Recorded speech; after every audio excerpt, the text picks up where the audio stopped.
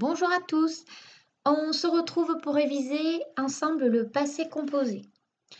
Donc dans un premier temps, ça fait plusieurs semaines qu'on travaille dessus et je vous avais demandé donc pour aujourd'hui de revoir votre leçon. Ainsi donc, vous devez être capable d'expliquer ce que c'est que le passé composé, quel type de temps c'est et comment on le construit. Vous devez être aussi capable de dire qu'il faut faire attention à certains accords à certains moments donnés. Et enfin, vous devez connaître certains verbes qu'on va appeler verbes particuliers que l'on doit connaître par cœur. Alors, on reprend la leçon. Voilà. Dans un premier temps, le passé composé, on doit savoir que c'est un temps du passé. D'accord? Donc, nous, pour l'instant, on a travaillé sur le présent, le temps le plus compliqué. Puis, là, on avait travaillé sur l'imparfait et le passé composé. Donc, on connaît deux temps du passé. Alors, on connaît deux temps du passé et on peut parfois utiliser l'imparfait, parfois utiliser le passé composé. Donc, la maîtresse va vous expliquer une petite chose que l'on peut retenir parce qu'elle peut être utile lorsqu'on fait de la production d'écrit. Voici mon premier exemple. Hier, la maîtresse faisait la sieste au soleil quand soudain son téléphone sonna. Hier, la maîtresse a fait la sieste au soleil, puis est partie faire les courses. Alors, dans un premier temps, j'ai utilisé... Alors, ces deux actions se passent dans le passé parce qu'on a hier. Par contre, dans ma première phrase, j'ai utilisé l'imparfait, alors que dans la deuxième phrase, j'ai utilisé le passé composé. On va se dire, mais pourquoi? Hier, la maîtresse faisait la sieste, donc on l'imagine en train de faire la sieste. Même si c'est du passé, on imagine très bien que cette action est en train de se passer.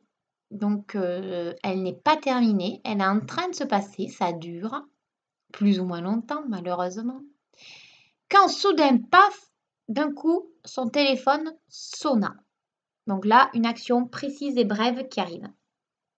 Mais on utilise à ce moment-là l'imparfait parce que cette action, elle est en train de durer, elle se passe jusqu'au moment où il va y avoir une action précise. Mais elle se passe pour exprimer quelque chose qui dure un certain temps. Au contraire, dans la deuxième phrase, hier la maîtresse a fait la sieste au soleil, puis est partie faire les courses. Là, on n'exprime pas la même chose. On nous liste deux actions que la maîtresse a fait et qui se sont terminées. C'est-à-dire, la maîtresse a fait la sieste, eh bien, c'est terminé.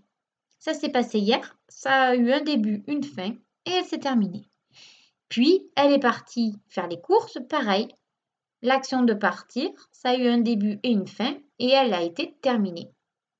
D'accord? Ce n'est pas la même utilisation. Donc, lorsque vous écrivez des textes, vous pouvez penser à ça. Alors, on revient donc au plus important, c'est-à-dire à ce qu'on doit retenir de la leçon. Donc,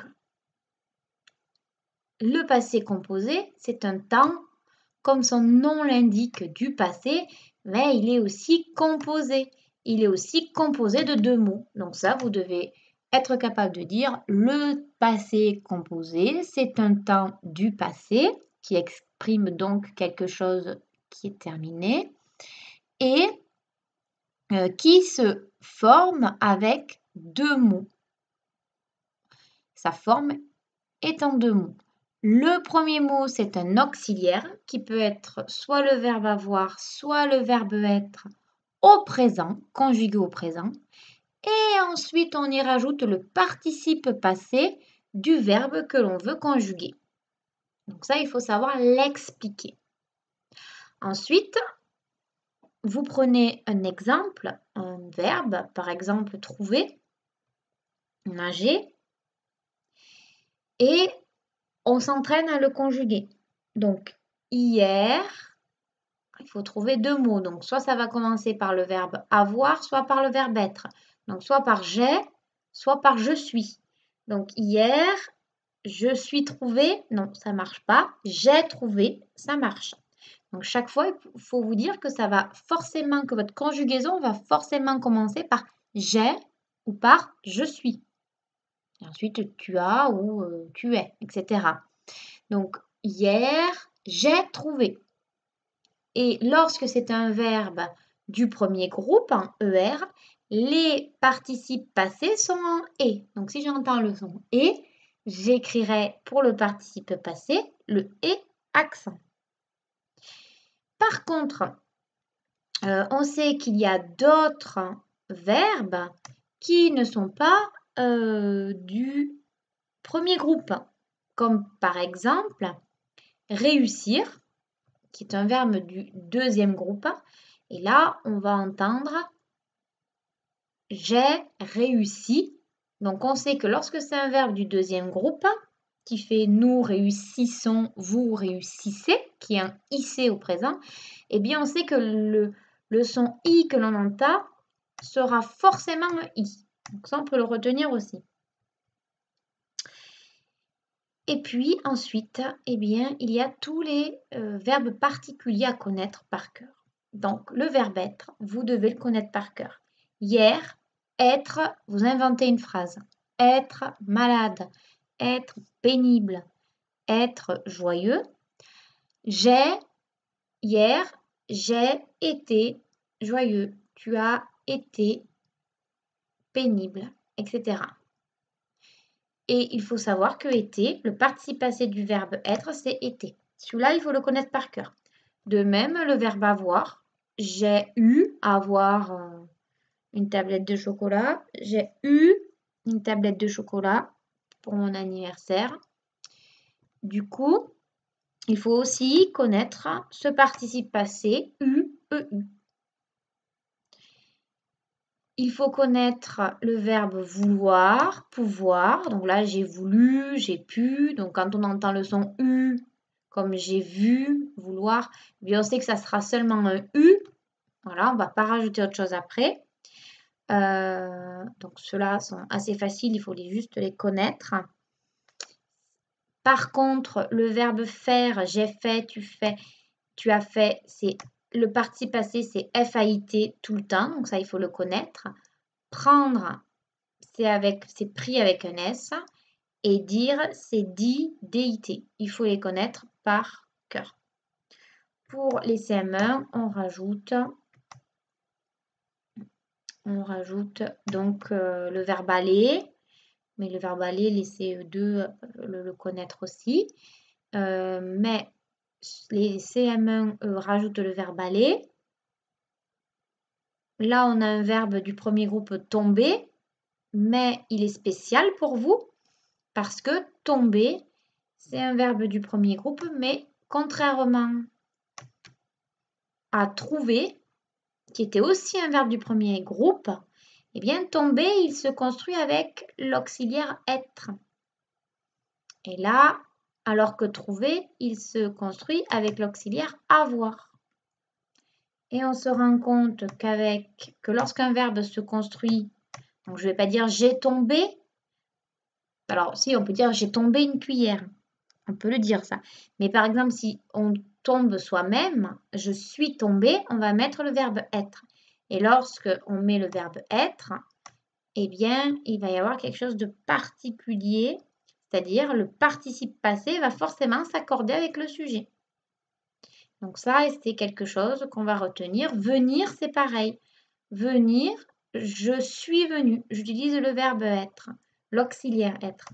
Donc lorsque il y a l'auxiliaire être, lorsqu'on utilise l'auxiliaire être, je suis, tu es, il est, nous sommes, vous êtes, ils sont, dans le passé composé, eh bien, on sait qu'il va falloir faire très attention au participe passé parce que ce deuxième mot qui est le participe passé va s'accorder nécessairement avec le sujet.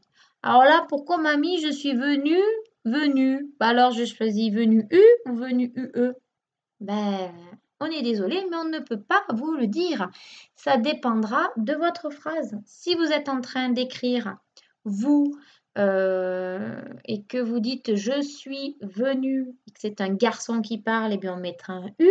Mais si c'est une fille qui est en train de parler et qui dit je suis venue, eh bien elle mettra UE. Donc ça dépendra vraiment du sujet et de qui est ce je, de qui est ce tu. Le il, on sait forcément que ce sera masculin singulier. Ce elle, on sait forcément que ce sera féminin singulier. Le nous, bah, on ne sait pas. On ne sait pas si ce sera que des filles, si ce sera des filles et des garçons ou des garçons. Pareil pour le vous. Le il avec un S et le elle avec un S, on le sait. Mais ça, il va falloir aussi le voir. Donc vraiment, tous ces verbes, il faut les connaître par cœur. Ensuite, deuxième, alors maintenant qu'on a revu ça, on fait un petit peu le point avec ce premier petit exercice facile. Entrer, voilà, ça c'est un verbe, entrer au passé composé. Donc on a un verbe en ER. Violette est entrée dans la maison. Alors là, est entrée, on repère que c'est un verbe qui se conjugue avec l'auxiliaire être. Aïe, aïe, aïe. Là, lorsqu'on voit l'auxiliaire être, eh bien, on va être toujours obligé de penser à l'accord du participe passé avec le sujet. Et l'on voit que entrer est écrit avec EE parce que le sujet, c'est Violette. Violette est une fille et elle est toute seule. Donc, au singulier. Donc, on a mis EE. À vous de réfléchir, les fillettes dans la maison. Vous pouvez aller chercher votre ardoise si vous voulez faire pause et réfléchir. Lorsque vous avez réfléchi, vous remettez la vidéo en action. Alors ici, vous avez dû écrire sur votre ardoise « Les fillettes sont entrées dans la maison ». Sont entrées, donc là on a le son, le verbe être au présent. Et entrer, eh bien vous avez dû faire attention en mettant le E du pluriel, du féminin et le S du pluriel. Parce qu'on a comme sujet les fillettes. De même, on fait pause et vous essayez de compléter le garçon dans la maison. Alors, le garçon a entré dans la maison? Non, le garçon est entré dans la maison. J'ai le verbe être, je fais attention à l'accord du participe passé. Mon participe passé, alors mon sujet c'est le garçon, singulier masculin. Donc ici, je ne mets pas de E ni de S, je le laisse comme ça. Pour la dernière phrase, vous essayez de trouver sur votre ardoise, vous pouvez mettre pause le temps d'écrire. Les garçons dans la maison. Alors, les garçons sont entrés dans la maison. Là encore, on a l'auxiliaire être. Les garçons, c'est masculin et pluriel. Donc ici, je vais ajouter simplement le S. Parce qu'ici, j'ai un sujet au masculin et au pluriel. Voilà, donc ça c'est quelque chose que à laquelle il faut faire très très attention, et particulièrement les CM1, parce que c'est une compétence que les CM1 doivent acquérir. Dernière chose, voici 3 phrases que je vous laisse lire. Je vais essayer de vous les grossir un petit peu. Voilà. Et donc, je vais vous souligner les passés composés, mais vous devriez les repérer normalement.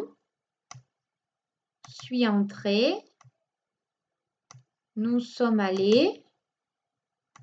Et êtes venus.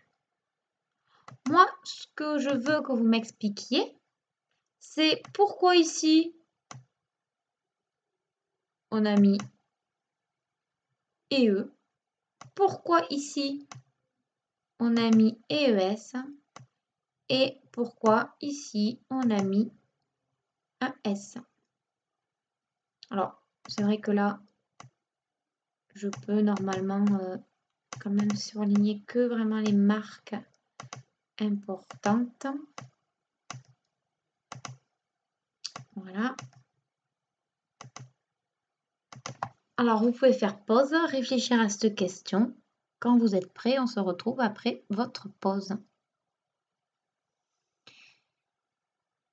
Alors, pourquoi a-t-on mis un E au participe passé du passé composé suis entré dans la première phrase? Je suis entrée dans la classe, dit Julie.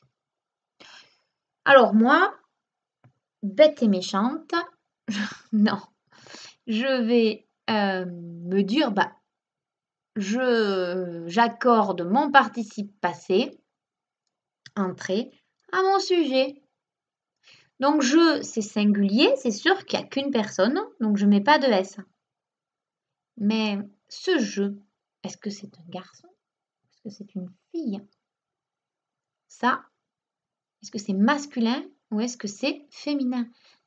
Ça, je suis entrée dans la classe, dit Julie. Ah, c'est Julie qui est en train de parler. Donc si c'est Julie qui est en train de parler, ce je, eh bien, ça correspond à Julie. Et si ce je, bien, se rapporte à Julie, c'est Julie. Julie, c'est une fille, donc on a mis un E. Voilà l'explication. Deuxième phrase, nous sommes allés en vacances, annoncent Zoé et Jade. Même problème, nous sommes allés en vacances. Donc moi, mon participe passé s'accorde avec le sujet, c'est-à-dire nous. Mais qui est ce nous? Est-ce que c'est moi et mes enfants? Est-ce que c'est ce garçon là-bas qui parle avec ses copains? On n'en sait rien. Alors, on lit jusqu'au bout. Nous sommes allés en vacances, annonce Zoé et Jade. Donc, Zoé et Jade, c'est elles qui sont en train de parler. Et si c'est elles qui sont en train de parler, Zoé et Jade sont normalement 2 filles. Donc, si ce nous correspond à 2 filles, eh bien, on va avoir ici le pluriel qu'on avait déjà deviné avec nous, mais un E de féminin en plus. Toute dernière phrase. Vous êtes venus chez moi, dit Jules à Tom et John.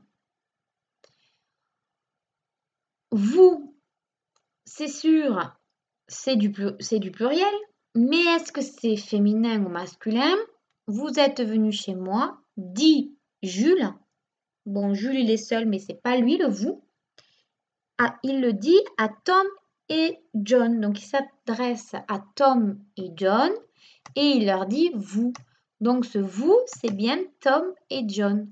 Or, Tom et John sont 2 garçons. Donc, on va accorder notre participe passé au pluriel, certes, mais au masculin aussi, parce qu'on n'a que 2 personnes de genre masculin. Voilà. À vous de réviser un peu plus si nécessaire votre leçon et de vous entraîner sur les prochains exercices. À bientôt!